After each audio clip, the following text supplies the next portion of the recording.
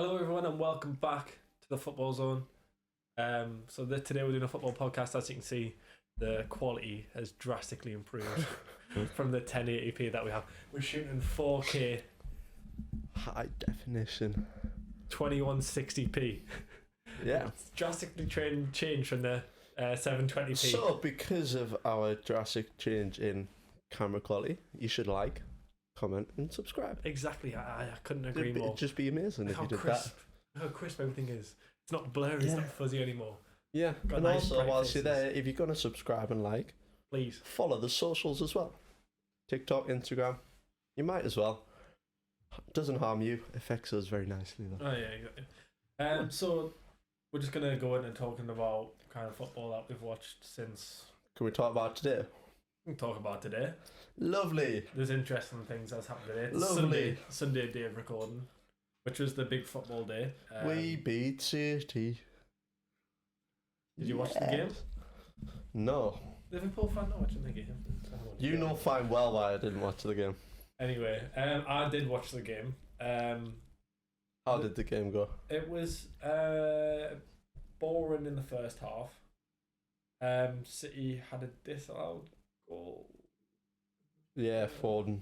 No, it's the second half that they had a disallowed goal. Foden, VAR.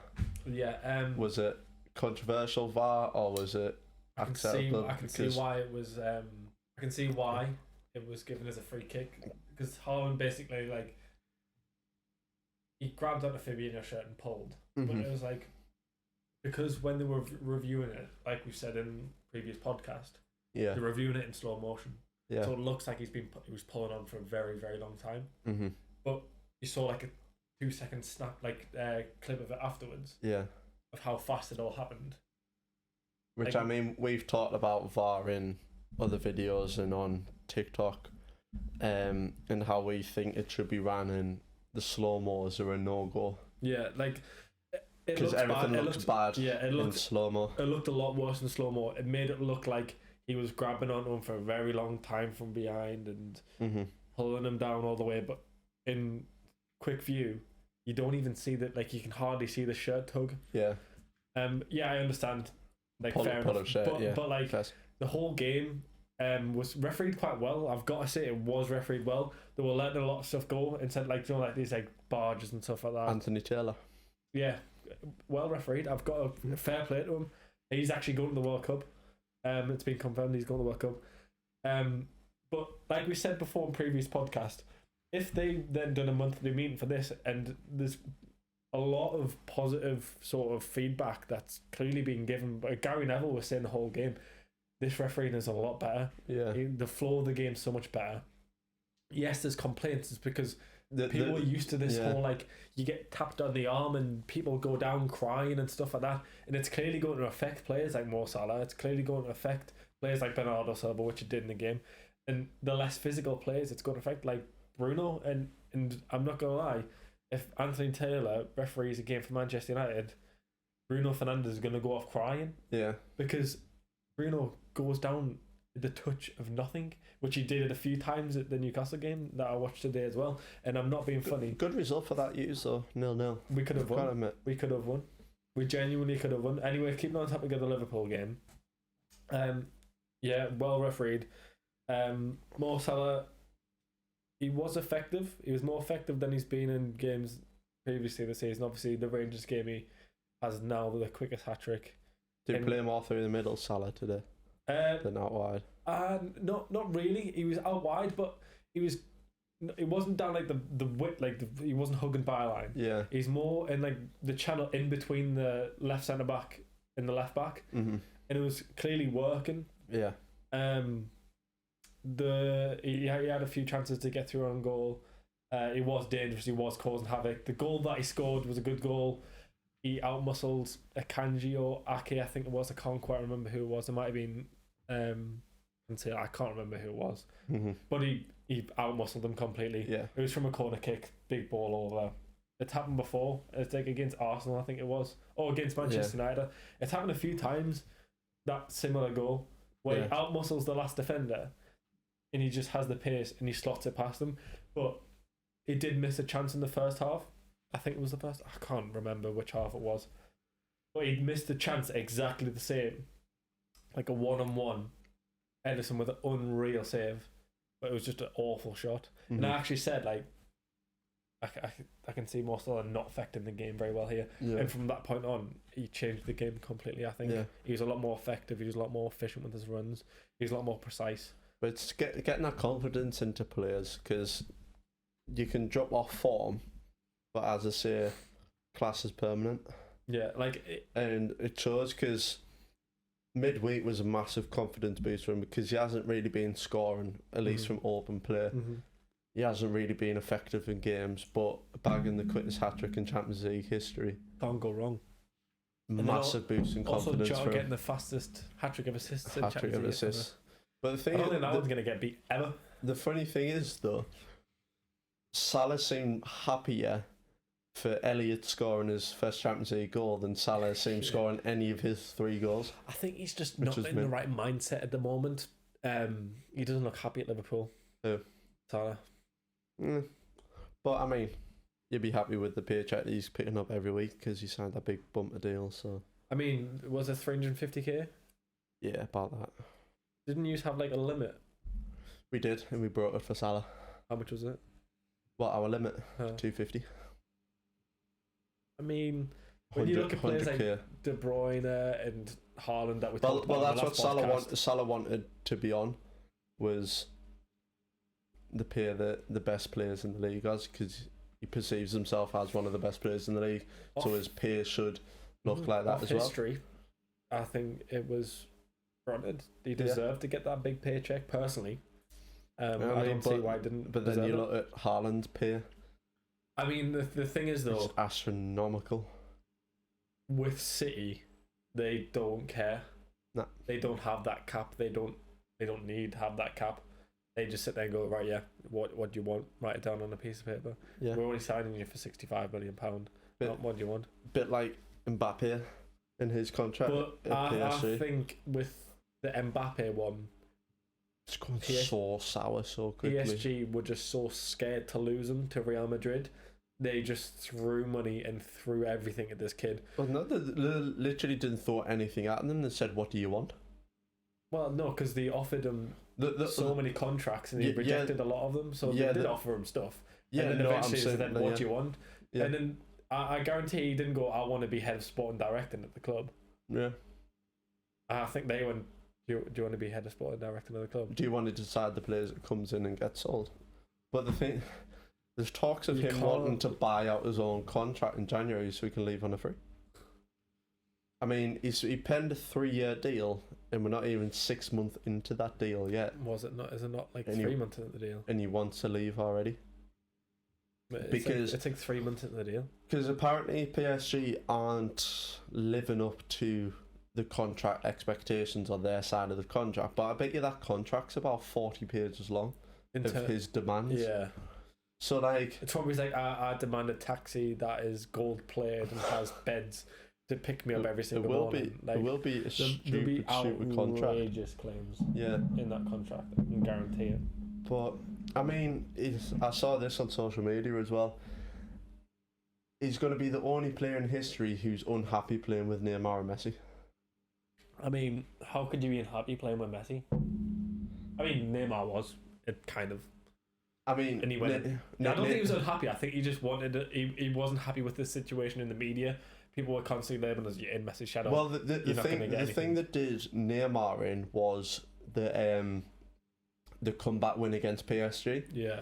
Where he was literally the star of the show, best player on that pitch. Yeah. And the picture that got used and everything that got used after that was Messi jumping into the crowd. And then he was like, hang on a second, I scored the free kick, I scored the penalty, I got the assist for Roberto.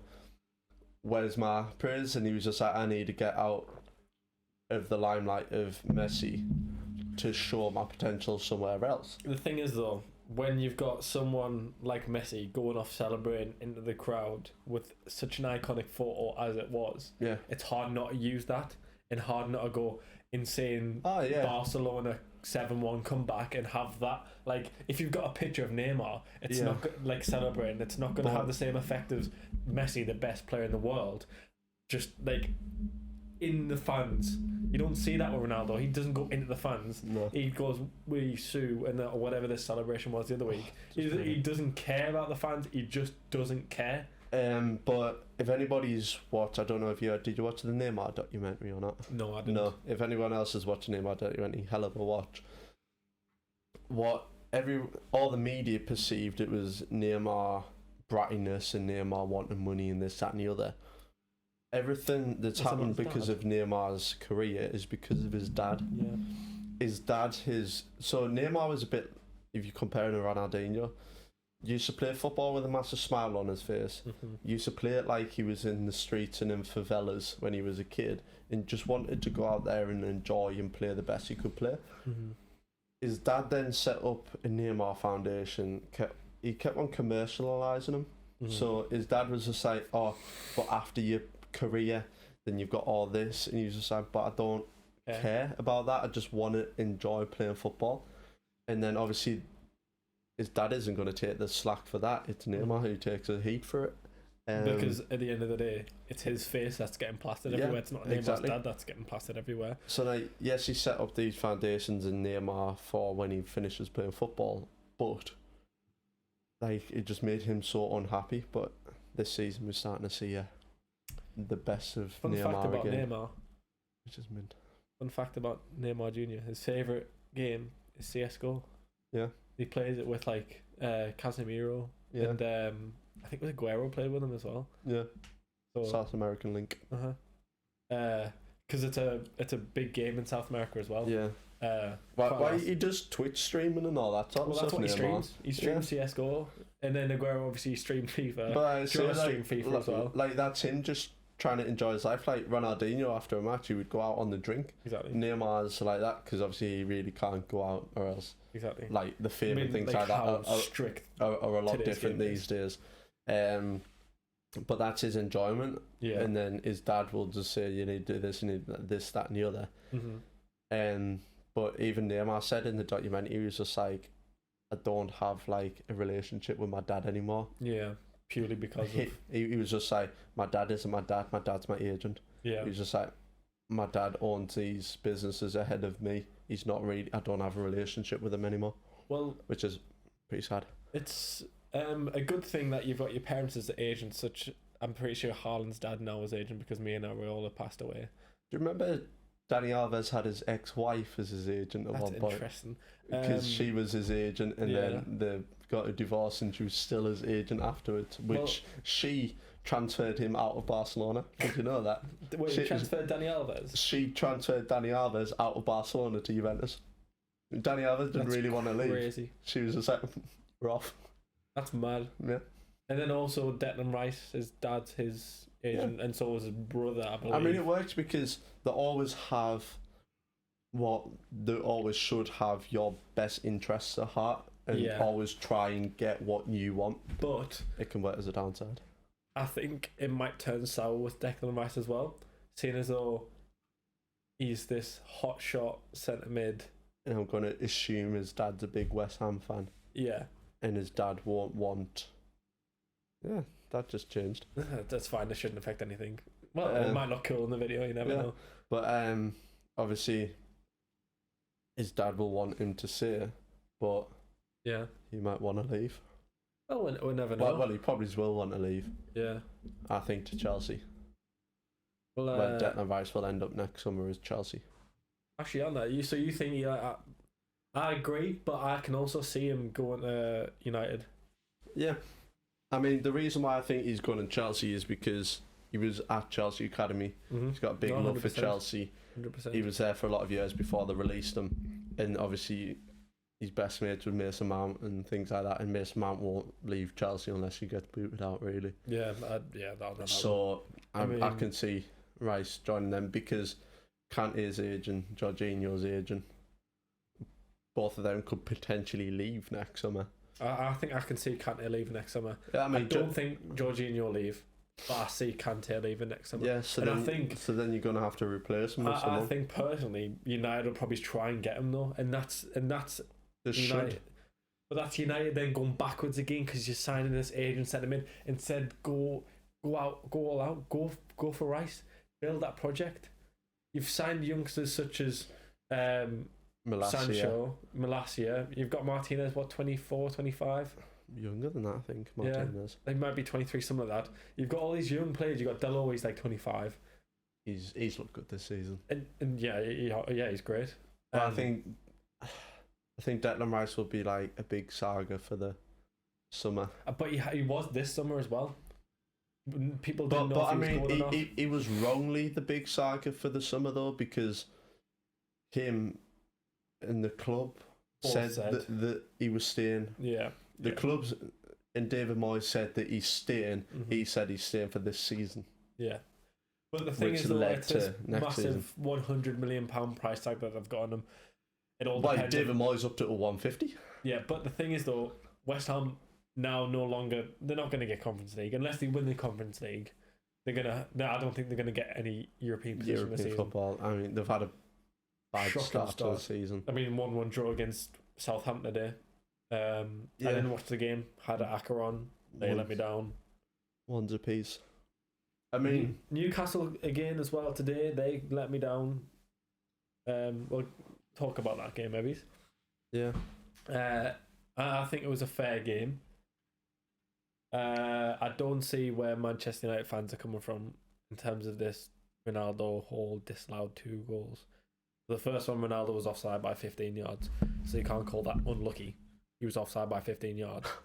You can tell his joints are obviously sort of deteriorating, as well as his brain, because for the next disallowed goal, the ref hadn't blew his whistle yet. Trippier passes the ball back to Nick Pope so he can take the free kick because Ronaldo was offside. For some reason, Ronaldo thought, oh, that's the free kick taken, even though play hasn't resumed yet because the referee hasn't blew his whistle. Proceeds to then run, take the ball and score. And then starts crying.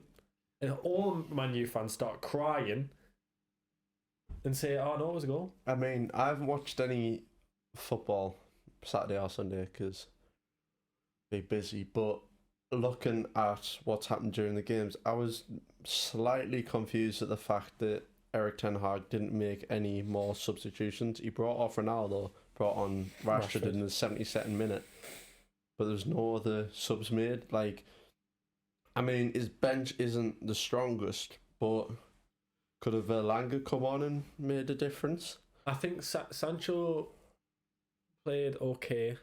He was a bit of... Realistically, like, the game was a bit boring, I'm not gonna lie. Like, the most that happened was Joelinton hitting the bar and hitting the post straight after. Like, literally, he hit the bar with a header from, like... It was a pretty powerful header from, like... Yeah. I'd say just inside the box. Mm-hmm. And then Big Sam Allardyce. Yeah, then followed it up with another header that hit the post. Yeah. And I was just like bless him. I felt bad for him because, like, realistically, he's had so many chances this season. It just hasn't went his way. Like, I'm more than certain he's hit the post or crossbar like 6, 7, 8, 9 times this season. But on Anthony Elanga, I saw this a couple of weeks ago. Do you think he's subject to the reason why he played so much last season and everyone thought he's the best young thing is because of how poor Man U were and how poor the selection of players they had in those positions were. Yeah. Because he hasn't had this period where you go out on loan to the Championship, get your minutes in, show your quality, then come back. He was thrown straight into the deep end, and any time that he would score or assist or do something fancy, everyone would go nutty about it because of the lack of quality. Yeah.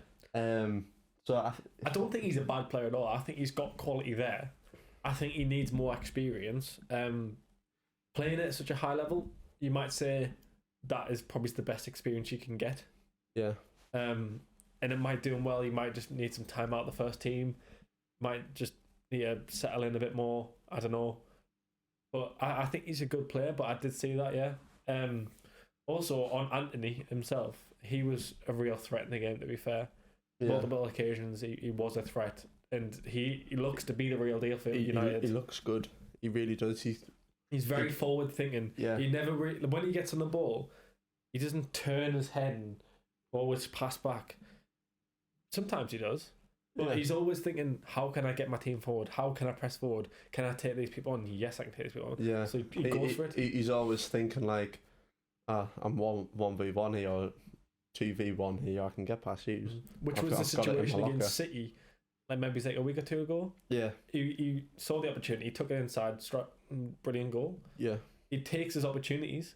He's a good player, and if he keeps on progressing like this, I'd say it's a great signing. Obviously, it was a bit expensive and a bit of a risk because he'd only played for Ajax, and so was Martinez. And the letter very late, which even amped up the price even further. I think that was a move on Ajax's part. Yeah.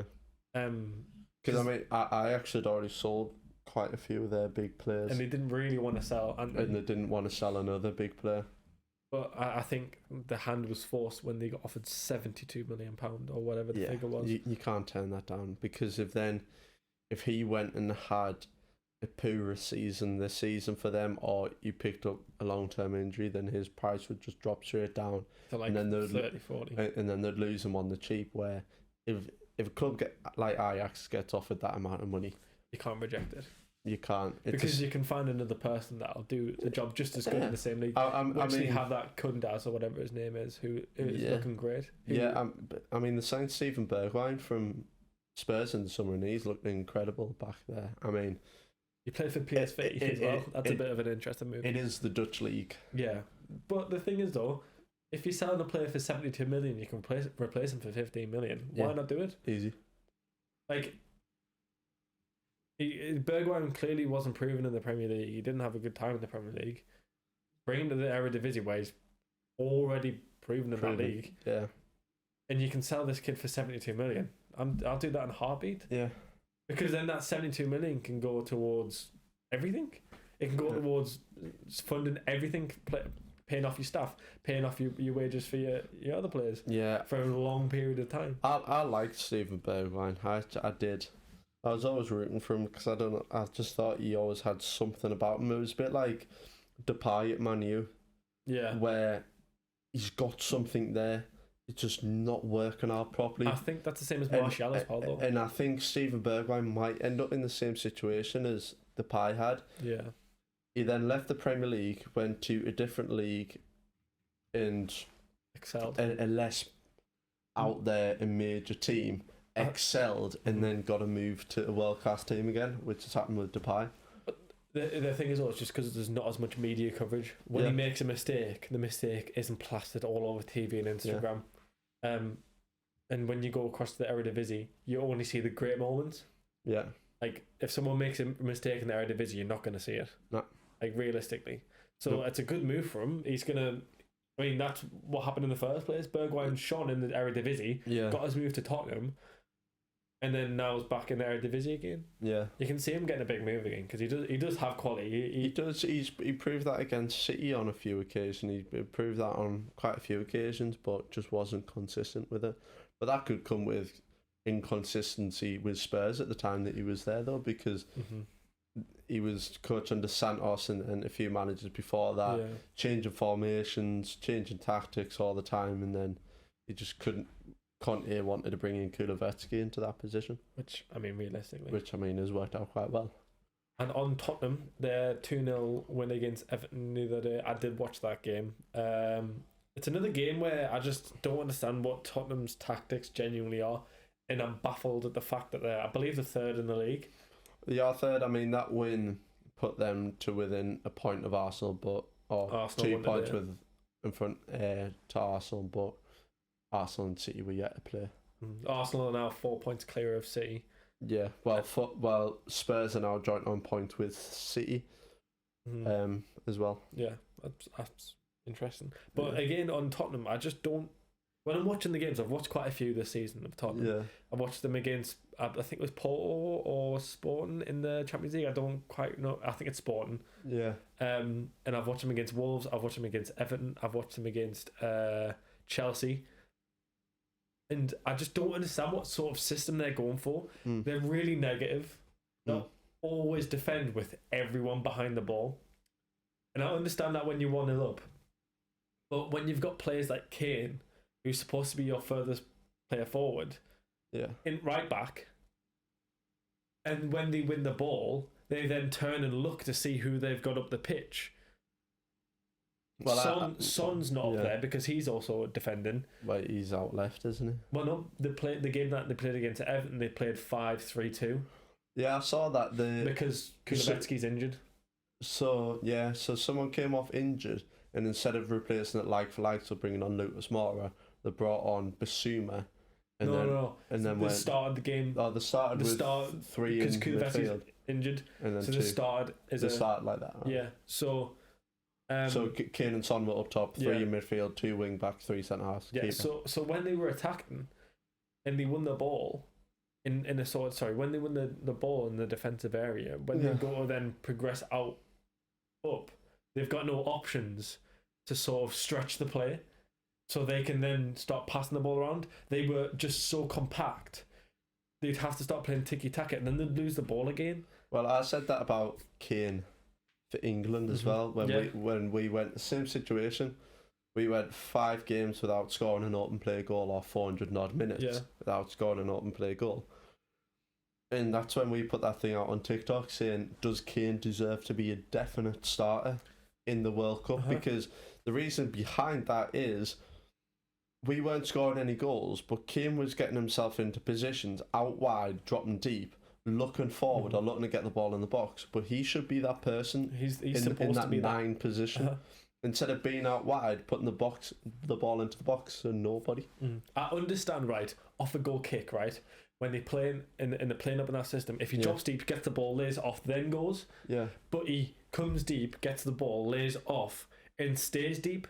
It doesn't then sprint up the pitch. If you look at players like Erling Haaland, and I've got to say Darwin Núñez, when they do come deep, they come get the ball, they lay it off to someone that has the quality, and their main objective is to sprint as fast as they physically can to get in a position where they can then score the goal. Do you think then Kane comparison to, I'm going to say, Rooney, because Rooney in majority of his career was the striker or striking a partnership, but Rooney would always drop in to get the ball, play, but you would always see Rooney sprint, bomb straight forward. And then it wasn't until the latter stages of Rooney's career he ended up playing at CDM because he was that good.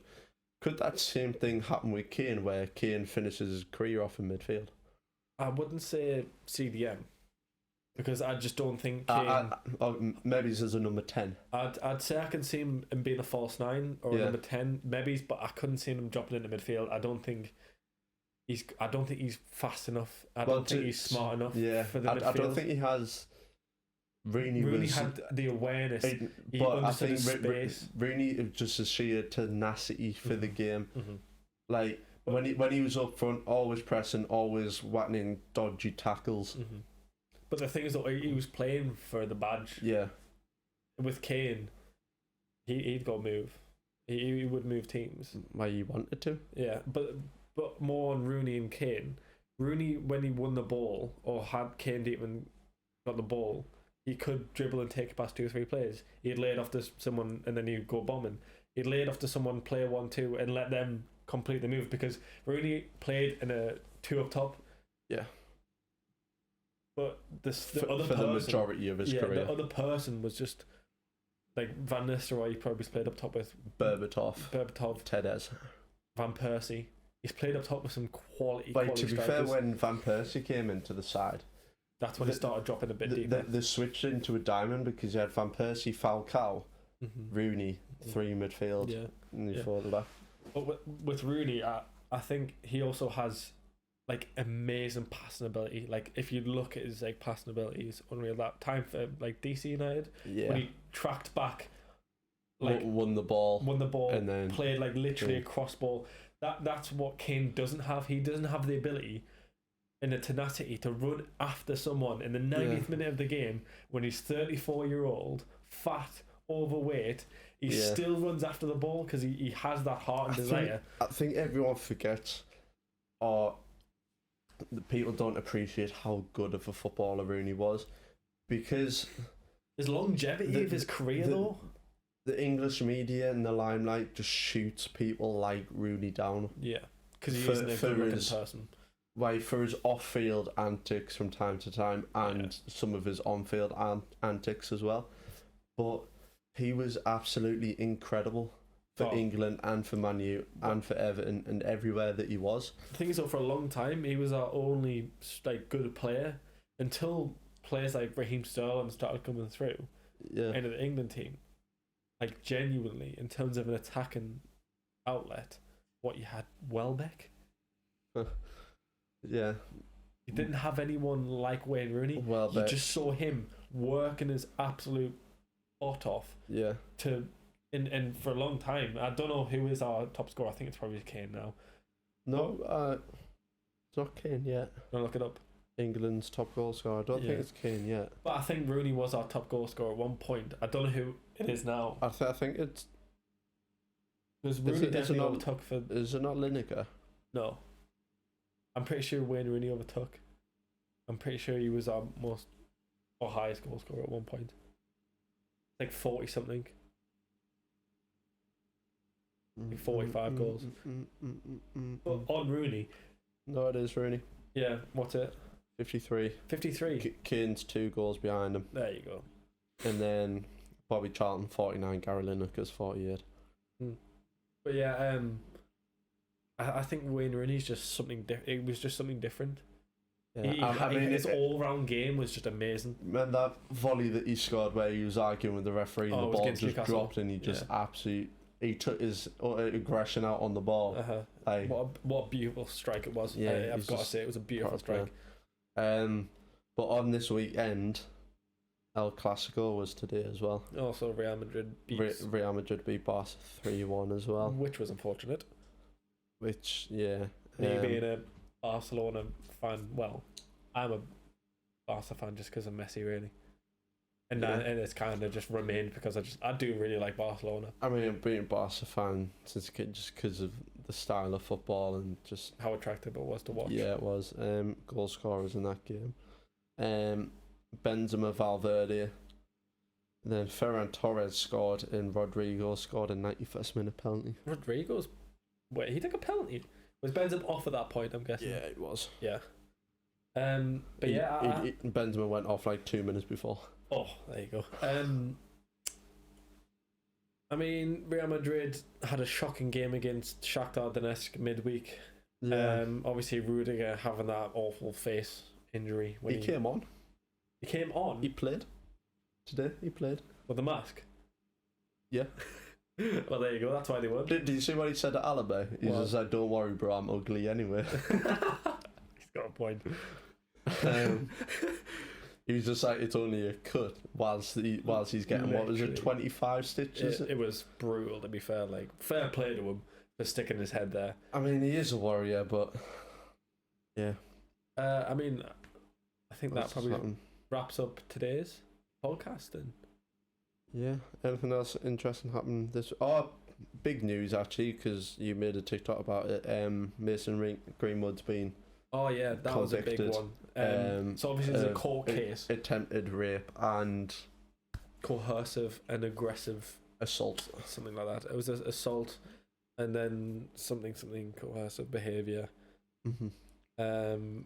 And then attempted something else. So yeah, it was controlling and coercive behaviour, attempted rape and assault. There you go. That's so he'll never play football again. No. I believe next week is his court case, so it'll get adjourned then. But apart from that, we'll see what happens going forward. Good. Hope he gets the little rat. I hope he gets convicted and get to the right time and fines and everything. He should have prison time. Will it happen? Probably not. It'll probably be house arrest. But if he does get prison time, then it's a type of plushy. It will be the type of very nice prison, but it's a type of incident where he would have to go to prison and he would have to get put into some sort of protection. Yeah. Because if you murder a bloke, then that's alright, or any assault against a bloke, then that's alright. But as soon as it's women or children, and it's perceived in a different way, so I don't think he will go to prison, but if he does, it'll be a nice plus one. Yeah, 100% protection. Well, I think that wraps it up for today. Thank you very much for watching. Please make sure you like and subscribe. Go check out our socials, which is TikTok and Instagram, always linked in the description.